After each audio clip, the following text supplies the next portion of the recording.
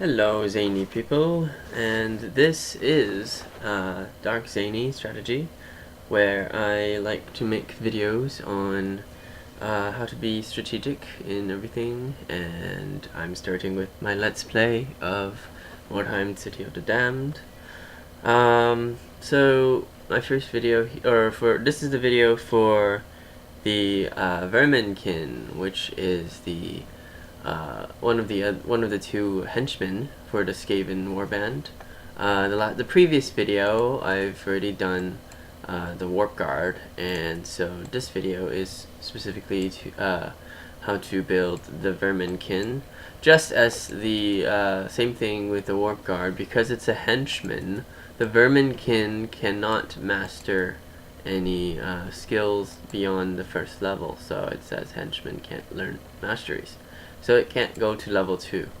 That also means that because this Verminkin at rank 10, the maximum rank, will have 16 points to spend, and you can only spend up to 2 points per skill. That means you will have up to 8 skills. Obviously, since there are only 4 passive slots open, the maximum you can have for passives is 4. And the maximum you can have for actives is 5. So you can either do 5 active skills and 3 passives, or 4 passives and 4 actives. Now, because I have, and because the Verminkin here has so many actives and passives, I feel like there's really a lot of ways to build them. In this video, I'm actually going to focus mostly on just the melee, because I realize that there are a lot of people out there who would really like to see some ranged builds coming out of me, but I actually don't have any ranged builds currently, because I feel like ranged in this game is really bad. That, you know, you could go ranged, but if you want to go ranged on your team, you need to fully commit to that and have more than just 1 or 2. Like, you need to have like 3 or 4 ranged units on your team to really make ranged worthwhile. And then you just have to commit to making a team that is built around range. And I will probably go and make a video on that separately. But for my builds videos, I feel like it's like 99% of the time you should just go melee, unless you're trying to go specifically go for range, because range, like, it's super specific, and I'll explain why in my ranged video. But anyway, so with Verminkin, well, first of all, I have to explain that I really like passive skills. Okay, I feel like the passive skills are a lot more useful than the actives, because most of the actives only last for 1 turn, and you have to spend you know, your action points, basically your offense points and your strategic points, in order to use them. Whereas all the passive skills are just there. They're just always on, and they're always helpful. So I feel like you should try to maximize the use of passive skills as much as possible, because it's just going to give you more, and it's going to have, you know, more uses than your active skills being there. You don't have to actually spend points during a turn to actually activate an active skill. You can just have your passive skill on constantly. Now, that said, I'm going to start off with Shield Specialist. I've already explained in my video for the Warp Guard why Shield Specialist is such a good skill. Not only does it give you 5 parry chance, but it also gives you 5 melee resist. And in this case, it's actually the melee resist that we really care about. We could potentially get awareness instead and give this guy 2-handed weapons, but as I explained in the Warp Guard video, shields are just amazing in this game, especially for shutting down any enemy ranged. It gives you a lot of ranged resistance, so that arrows, gunshots, or whatever won't hit you as much, and when you engage in a melee combat, that goes up even more, and it's really hard for them to hit you. So for example, you know, this is like a blue shield. It goes up to like purple, but even the blue one gives you quite a lot of melee resist and range resist. Okay, so with that in mind,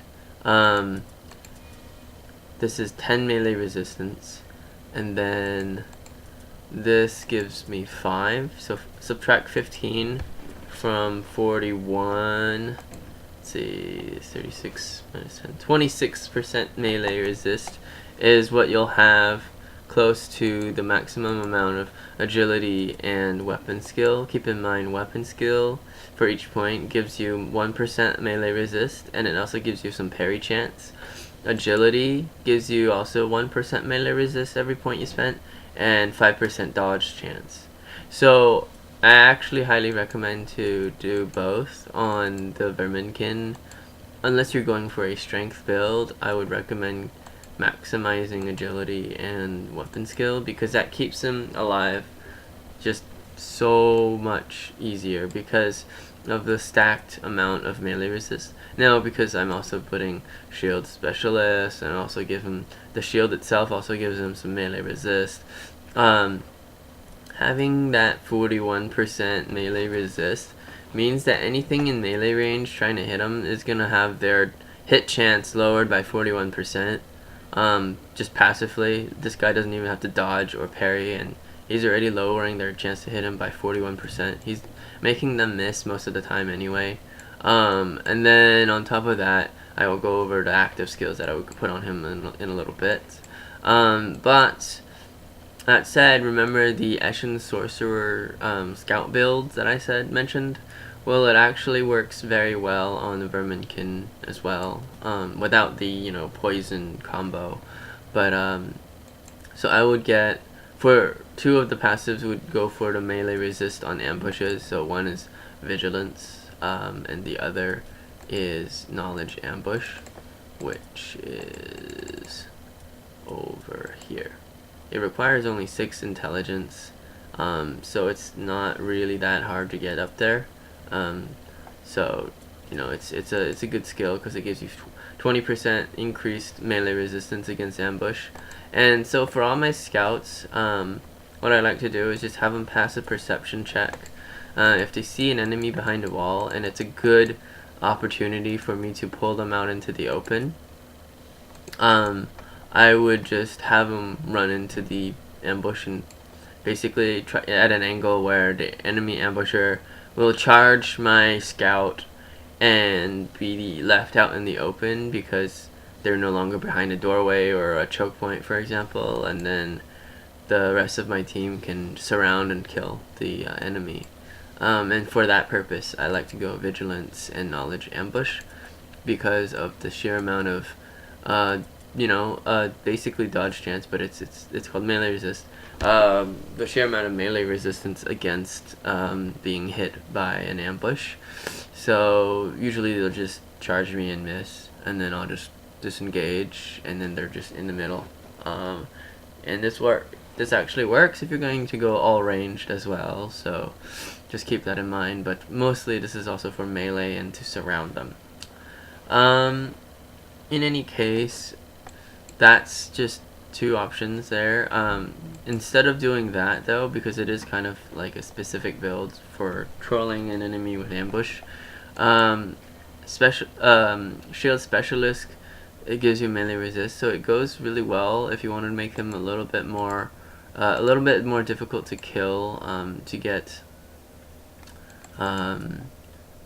anticipation, because of and I've covered this before, but to give him more melee resist every time he gets hit, so it really reduces the RNG factor of getting hit multiple times in a row, like feeling like you're really unlucky or something. I gave this guy hit and run because he's trying to combo off of the ambush, but I would also not mind if you put in a little bit of offensive utility into this guy with either I would either give him, if you want to go a little bit more offensive, I would either give him Demoralize or Quick Incision. Those are also very good for causing a lot of problems for the enemy defensively, and it just lowers their chance to dodge. Like, Quick Incision is the opposite of, anticipation, because it debuffs the enemy whenever you hit them and lowered their melee resistance by 3%, and it's stackable, so it's really good. And then Demoralize, I've covered before as well. After dealing melee damage, the enemy target's chance to stand all alone lowered by 5%. This is a little bit more situational, but basically, if you have a group of these guys and they're all hitting him with Demoralize, and they have to roll an all-alone check, it'll be a lot harder for them to pass that check. If you have them fully surrounded, they'll just stand there, not being able to attack you and fight back.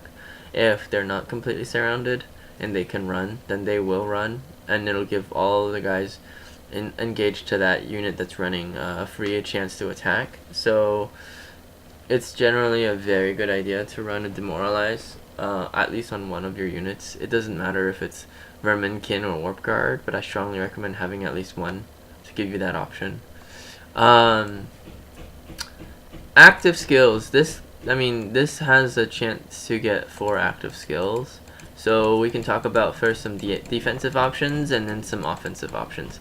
So with this build, because I'm giving him so much agility and so much weapon resistance or weapon skill, his melee resist is up really high. He has really high parry chance. He has really high dodge chance. So he can actually tank. He can do dodge tanking, he can do parry tanking, and he can also do melee tanking, melee resist tanking. So that's the 3 skills for that.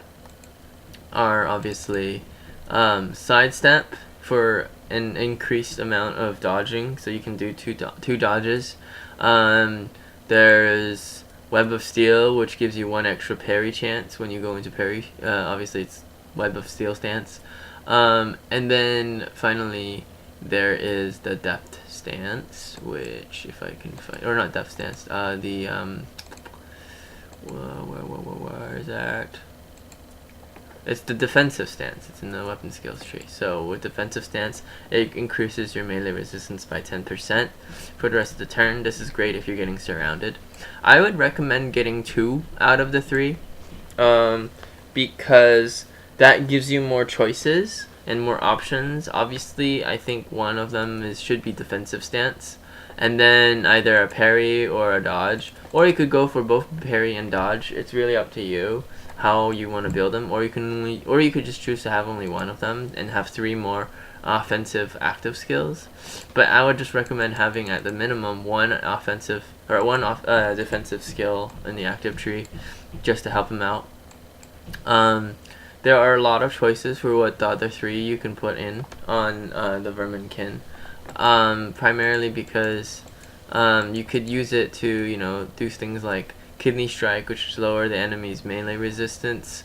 You could use the Insult version, which lowers their melee resistance without actually having to hit them. So if they have really, really high melee resistance at the beginning of a turn, you can start with Insult, which reduces their melee resistance without you having to hit them, so it's easier to start and initiate that fight. If you're playing against a lot of human opponents, I would actually get Taunt. It makes it so that the enemy engaged can't run really well, or they'll have to pay a lot more points to run away from you, which is exactly what you want, because obviously when you're playing against a human opponent, they will think about running if the odds are not in their favor. So Taunt is something that I would definitely consider getting for PvP as a PvP build. But it's really not that great for a PvE build, because your enemies, the AI enemies, don't run away. And same thing with another PvP build option is Threaten. So that means a lot of times when an enemy is engaged and you're fighting them, they get the option to counter attack or not. As a human player, you will probably say not counter attack against an enemy that you know is likely going to dodge it or block it. So what this means is you're trying to force them to hit you on a unit that is really good at dodging, and the way I build my Verminkin, it's really, really good at dodging. So Threaten works really well. on this if you're in a PvP situation and you want to force them to use their offensive points swinging and trying to hit the Verminkin instead of anybody else that's engaged next to them. So this is a very good skill for that. This is actually also very good with the first offensive combo that I'm going to introduce on the Verminkin. This offensive combo is also very useful for black Skavens, especially if you're going full dodge with you know, full agility. But so here's a combo. It's very simple. You go into the active skills and you get Daredevil. Daredevil requires 9 strength. This is obviously a very specific build on this character. So for a Verminkin, you will have to have 9 points. I will show in the description the exact build for this combo, but just look at Daredevil for a moment. You really don't need it at level 2. Like, the level 2 is great if you can get it on like your hero unit, but what you're really getting Daredevil for is that extra dodge chance every time you hit an enemy. I don't really even personally care about the melee damage bonus of 75, increase by 75%. Like, sure, you're doing more damage, but really what makes this skill so broken and so good is that each time you hit somebody, you get an additional dodge. And if you look at the dodge chance on this character, he's already at 80%. So every time you hit somebody, you have an 80% chance to dodge their counter attack. So it makes counter attacking this character very, very difficult if you start off the turn with a Daredevil. Obviously this attack actually doesn't do any damage on its own. Like, you're spending just 3 offensive points to trigger this, so you're really not hitting anybody with it while already spending 3 offensive points. So keep that in mind. You're actually going to be hitting them a little bit less if you don't have enough offensive points. Again, there is a build that I'm going to show you later when I come out with the video for black Skaven, where this Daredevil thing is actually all he does. So there's a lot of skills that combo with this. But for now, I'm just going to show you Daredevil and the combo with Prowl. Because Prowl is an upgraded version of Ambush, what you do with Prowl is you set up the Prowl, which is the, you know, upgraded version of Ambush, and it allows you to have a dodge chance after you hit with the Prowl. So, you know, instead of just ambushing, when you ambush someone with Prowl, once you hit them, usually the enemy gets a chance to counterattack you. But because you have Prowl, you get a chance to dodge that first initial melee attack, and then if you have enough offense points, you can counterattack, which triggers Daredevil, and when you hit during that counterattack, you get another dodge chance, and then they're gonna be able to hit you again, obviously, but then because you have Daredevil, you're gonna dodge at the next counterattack, so it's just, you're not gonna get hit that much at all if you're gonna use the Daredevil route. Also, because of Daredevil, and because of the fact that I am actually going the countering ambush or ambush breaking combo of Vigilance and Knowledge Ambush, I could literally just start the turn with a Daredevil and walk into an enemy ambush, and they will likely miss because of the Vigilance and Knowledge Ambush, and then I can just start hitting them with my Daredevil on, so that every time I hit them I get a 3 dodge chance. It's very, very incredibly difficult to actually get a hit on my Verminkin when I have that combo up.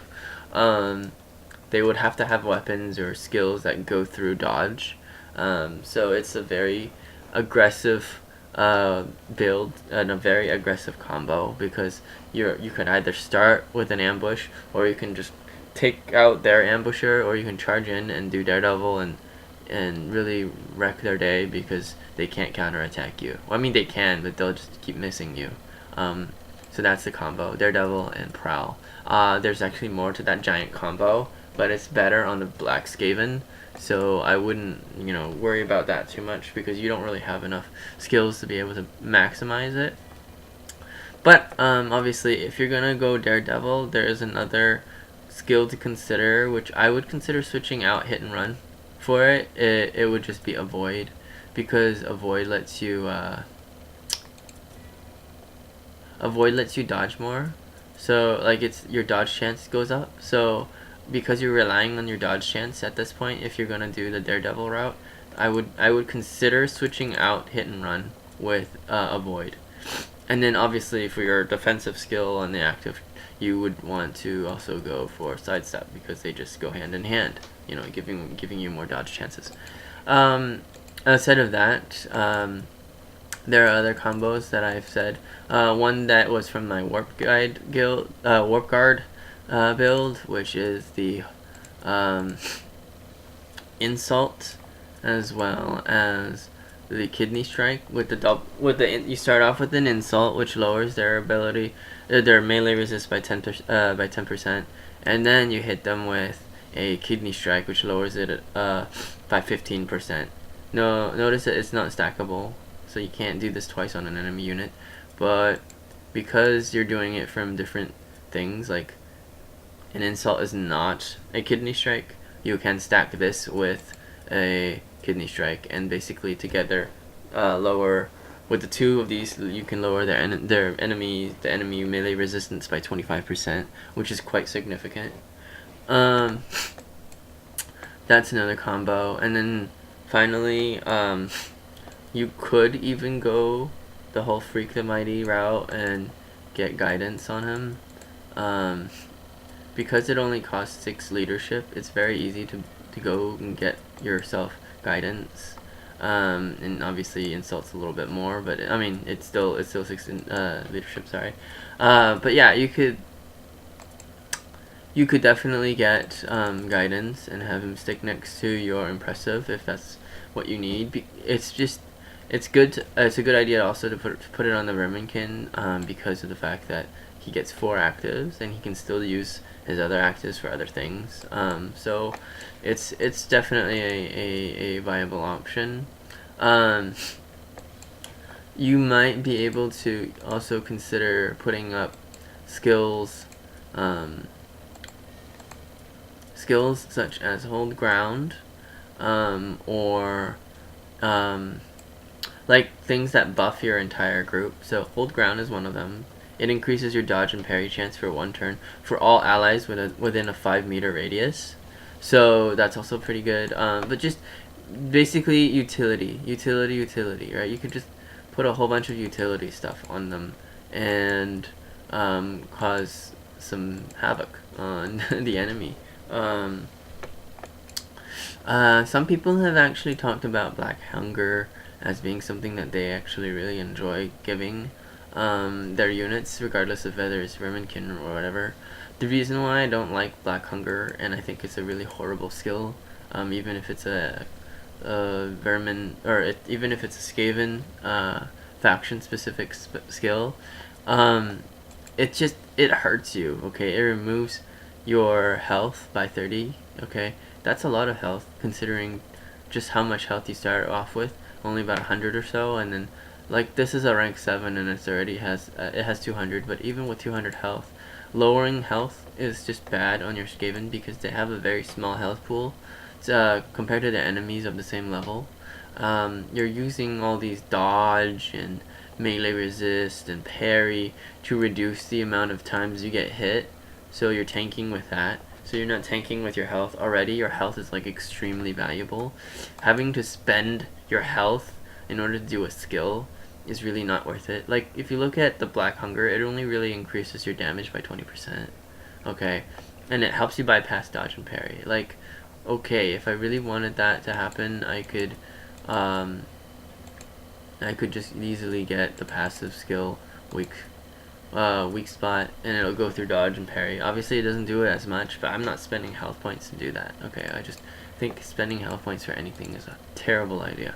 Also, anything that's along the toughness tree, the ones that all spend points, it's just, why would you spend your HP on anything? Like, you are playing the Skaven units. You have like next to nothing in terms of HP, like in terms of wounds, health.